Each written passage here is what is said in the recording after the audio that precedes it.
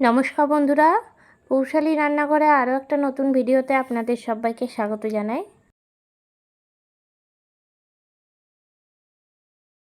আমার আজকের রেসিপি আমের চাটনি।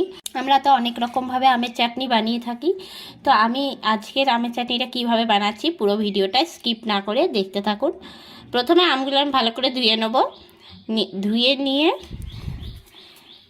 বোটার দিকটা অল্পখানি ছাড়িয়ে নিয়ে খোসা সমেত চিড়ি চিড়ি করে কেটে নেব।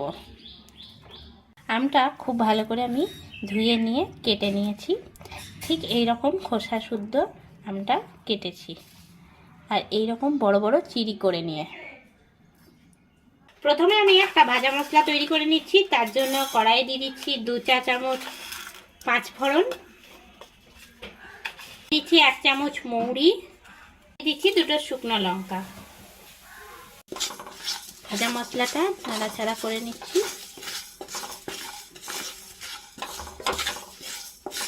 খুব বেশিক্ষণ ধরে ভাজা মশলাটা করব না, তাহলে এটা তিতো ভাব চলে আসে। এবার আমি এটা নামিয়ে নেব। মিক্সিং জার নিয়ে নিয়েছি, আর এর মধ্যে ভাজা মশলাটা দিয়ে দিচ্ছি। খুব ভালো করে একটা মিহি গুঁড়ো করে নেব। কড়াইয়ের মধ্যে দিয়ে দিচ্ছি জল, আর এর মধ্যে ধুয়ে রাখা আমগুলো দিয়ে দিচ্ছি।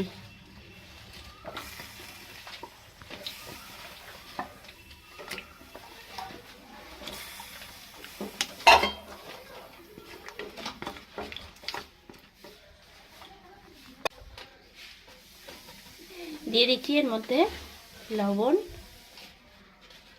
সিদ্ধ হওয়ার জন্য। এরপরে আমি চাপা ঢাকা দিয়ে দেবো। সিদ্ধ করতে দিয়ে দিলাম। আমটা কিন্তু ফুটতে শুরু করে দিয়েছে, আর খুব বেশি কিন্তু সেদ্ধ করব না। এবার ঢাকা খুলে নিয়ে নেড়ে নিচ্ছি।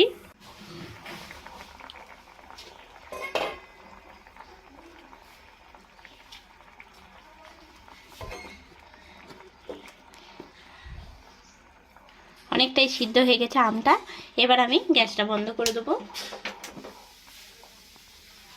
এরপরে সিদ্ধ করা আমগুলো আমি ঠান্ডা হয়ে গেলে তুলে রাখছি বাটির মধ্যে আলাদা করে, আর সিদ্ধ করে নেওয়া আমের জলটা আলাদা করে রেখে দেবো।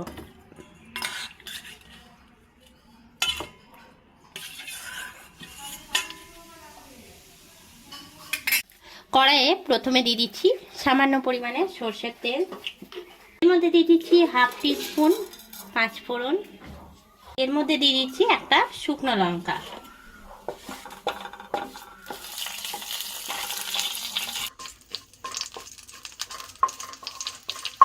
ফোড়নটা খুব ভালো মতন রেডি হয়ে গেলে দিয়ে দিচ্ছি 1 চিমটে হলুদের গুঁড়ো। এরপরে এর মধ্যে দিয়ে দিচ্ছি আম সিদ্ধর জলটা।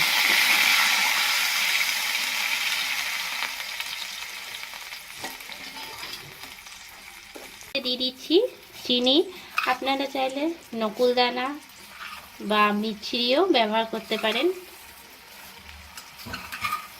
আর চিনিটা আপনারা আপনাদের স্বাদ অনুযায়ী দেবেন। যদি আমটা খুব টক থাকে তাহলে চিনির পরিমাণটা একটু বাড়াতে হবে।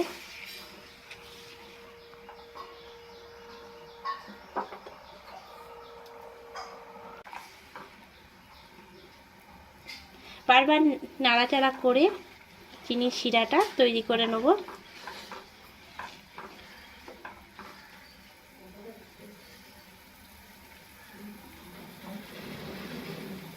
আমের শিরাটা অনেকক্ষণ ধরে নাড়াচাড়া করতে করতে কিন্তু অনেকটাই চিটচিটে হয়ে গেছে, আর অনেকটাই ঘন হয়ে এসছে। এরপরে আমি এর মধ্যে দিয়ে দিচ্ছি আমগুলো দিয়ে নিয়ে কিছুক্ষণ ফুটতে দেবো। ভাজা মশলাটা আমি একদম মিহি গুঁড়ো করে নিয়ে চলে এসেছি, আর এই ভাজা মশলাটা কিন্তু যে কোনো চাটনিতেই দেওয়া যেতে পারে। এতটা আমার লাগবে না, বাকিটা আমি স্টোর করে রেখে দেবো।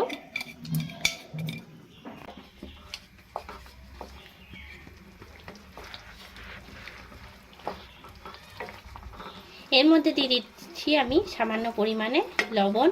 তবে আমটা সিদ্ধ করার সময় আমি লবণ দিয়েছিলাম, সেই বুঝেই লবণটা দেবো।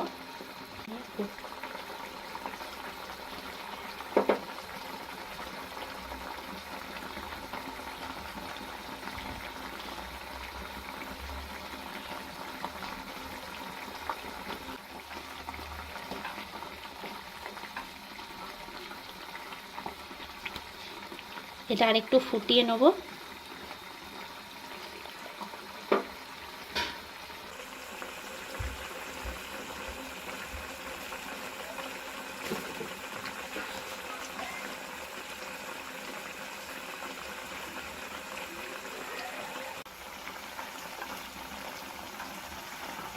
দু একটা আম আমি একটু ভেঙে ভেঙে দিচ্ছি।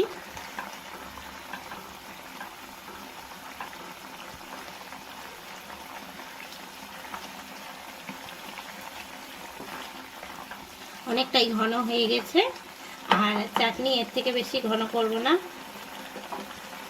ঠান্ডা হয়ে গেলে আর একটু টেনে যাবে। এরপরে এর মধ্যে দিয়ে দিচ্ছি ভাজা মশলাটা।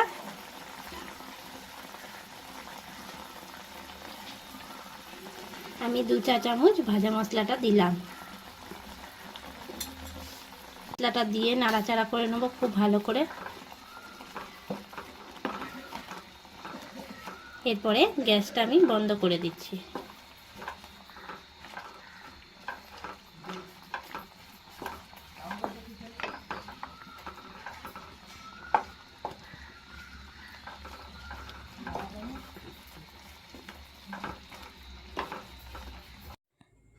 তৈরি হয়ে গেল আমার আজকের রেসিপি, কাঁচা আমের চাটনি। গরমের দিনে কিন্তু শেষ পাতে চাটনি খেতে খুবই ভালো লাগে, আর কাঁচা আমের চাটনি খেতে তো এই সময় খুবই সুন্দর লাগে। কেমন লাগলো আমার আজকের এই রেসিপিটা অবশ্যই আমাকে কমেন্ট করে জানাবেন। আজকের এই ভিডিওটা ভালো লেগে থাকলে অবশ্যই লাইক করবেন, শেয়ার করবেন। এই চ্যানেলের নতুন বন্ধু হয়ে থাকলে চ্যানেলটা সাবস্ক্রাইব করে দেবেন। পাশে থাকা বেল আইকনটা প্রেস করে রাখবেন সবার আগে নোটিফিকেশন পাওয়ার জন্য। আজ এ পর্যন্তই, আবার অন্য কোনো রেসিপি নিয়ে হাজির হব। সবাই ভালো থাকবেন, সুস্থ থাকবেন। ধন্যবাদ।